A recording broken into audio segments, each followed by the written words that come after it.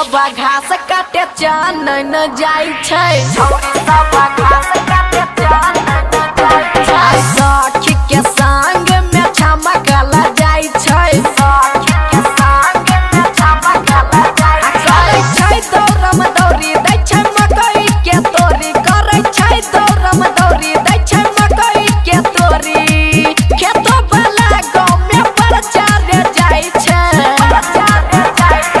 छौरी सब घास काटे चान न जाई छै छौरी सब घास काटे चान न जाई छै सखी के संग में छमकला जाई छै सखी के संग में छमकला जाई छै चान न जाई छै छमकला जाई छै DJ Sonu Motihari singing by Avinash Raj. पहिले ते ओले रहै ठोकरा रे हम मकई तोरे लगले बन के धोखरा रे हम मकई तोरे लगले बन के धोखरा रे पहिले ते ओले रहै ठोकरा रे हम मकई तोरे लगले बन के धोखरा रे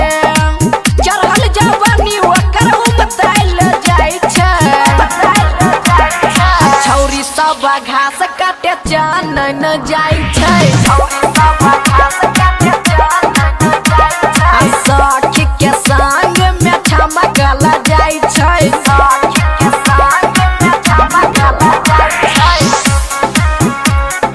चान न जाई छै छमकला जाई छै DJ Sonu Motihari. अब बुझै नै छै तनको परेशानिया रे अब बन जेतै पप्पू धर के कनिया रे अब बन जेतै पप्पू धर के कनिया रे अब बुझै नै छै तनको परेशानिया रे अब बन जेतै पप्पू धर के कनिया रे आइयो बिना से जोगे खातिर रोज घूमे जाई छै छौरी सब घास काटे चान न जाई छै छौरी सब घास काटे चान न जाई छै सखी के संग में छमकला जाई छै सखी के संग में छमकला जाई छै करे छै दौड़म दौड़ी दै छै मकई के तोरी करे छै दौड़म दौड़ी दै छै मकई के तोरी खेतो वाला गाँव में प्रचार जाई छै